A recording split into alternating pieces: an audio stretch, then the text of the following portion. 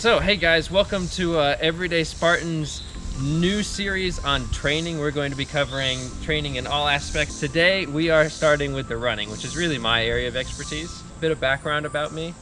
Ran cross-country and track in high school, got fairly fast. I think the fastest mile I did was a 4:29. I got into Spartan races once I graduated and went to college. And so last year, I qualified to go to the World Championships in Tahoe in the elite race.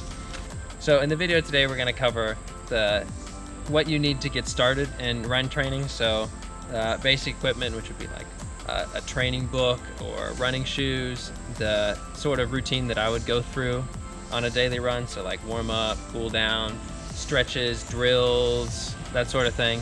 And then we'll end with a very brief discussion about like scaling your plan, moving up to the next level of training. So when it comes to the Spartan race, I think, and I think I can back this up, that the run training is the most important part, simply because all the races are very long. The shortest distances is 3 to 5 miles, which takes the best in the world roughly 40 minutes, and most of that is spent running.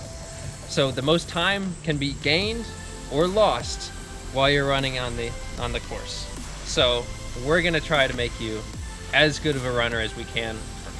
The first Spartan race I did, I completed on running, twice weekly pull-ups, and farmer's carries alone. If you have the lung capacity and the running ability, you will do very well in Spartan races. I also can't recommend enough getting a book and learning some of the principles and theory behind running training.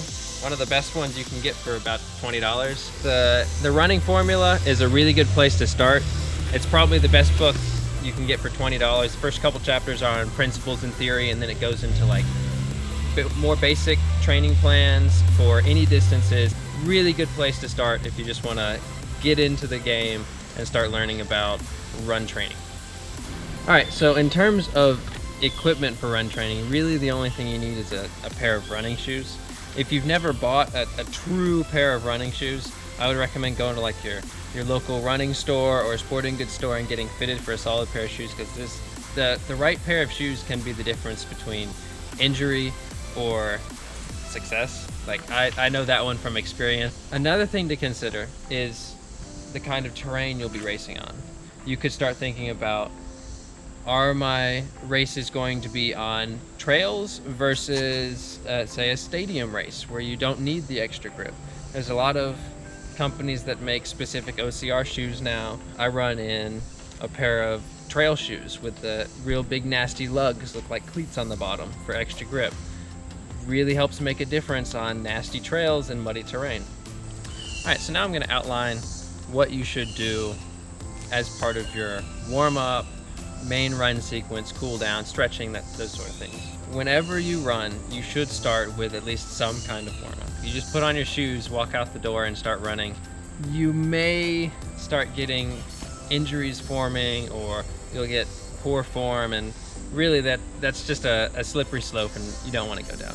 The warm-up can be something as easy as 5 to 10 minutes of walking, easy jogging, like hiking on a stair climber or something if you're in the gym, and a set of warm-up drills. So the warm-up form drills, one, help warm up your muscles, and two, they help reinforce good form, which is one of the ways you can help yourself stay injury-free. So for me personally, I warm up for just about every run with usually 10 to 15 minutes of jogging.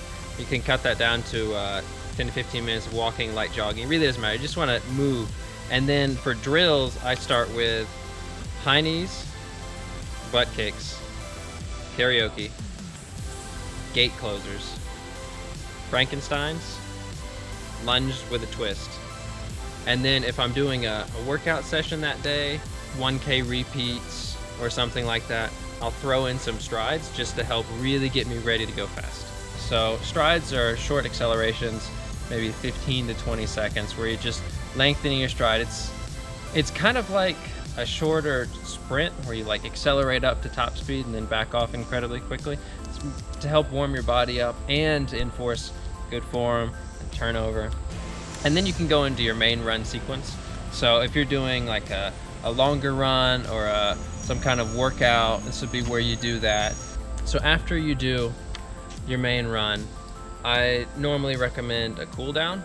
If you're just out for a day where you're just putting in a few miles, getting some time on your feet and not doing like a specific workout session, the cool down is less important just because you didn't elevate your heart rate as high and put as much stress on your body. But cool downs can be same as warm up, 5 to 10 minutes of real light, easy jogging or walking at the end just to help flush your body's muscles out with some nice good blood. In terms of science, stretching and like foam rolling and stuff like that, the jury's still out, but the rule of thumb that is accepted is that if you think you should do it, you should. If something feels tight and you think stretching will help, definitely do it. If foam rolling makes you feel better afterwards, do it. You know, you're not going to miss out on adaptations or muscular gains by stretching. It makes me feel better, so I go through a stretching routine after my runs. Most of the time I also go through the drill routine again, just to help reinforce that form and the turnover. So if you've never run before, the absolute best for you is the Couch to 5K plan. It'll take you from 0 miles a week up to I can run a 5K unbroken, and that is right where you need to be safely. Now, if you're already run a 5K or you've been running for a bit and you want to take it up to the next level, I unfortunately can't recommend a specific training plan to you just because there's so many variables. However, if you get a training book, they will have roughly a dozen scaled plans based on mileage and intensity. And if you're looking to move up, you will start needing higher mileage or higher intense workouts. Like me personally, I run 60 to 65 miles a week, and I'm getting close to podiums and elite races. Daniel, who's behind the camera, runs about 30, and he places top 10 or better in his age group most races. We've both been running for a while. Daniel's looking to up his mileage. I've been running for 8-9 years now, so I wouldn't recommend that you just immediately drop into a 60 or 100 mile week plan. You gotta start small where you are and slowly build over time. And really the only way to do that is individually yourself and following a training plan that works for you. And to do that, you need some sort of book or like a local coach or something like that. Alright guys, thank you for watching. This is the first video in a series on specific assets of training and obstacle technique that we've been planning.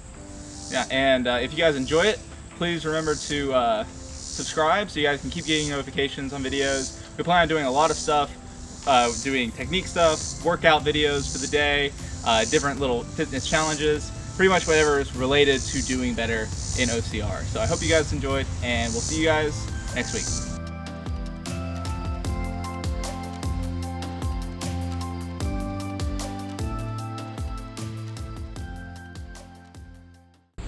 That wasp's gonna lay eggs inside that caterpillar and I'll eat it from the inside out. Like, It's if fine. that was gonna happen to me, I'd want somebody to put me down, you know? What about you? Are we gonna record?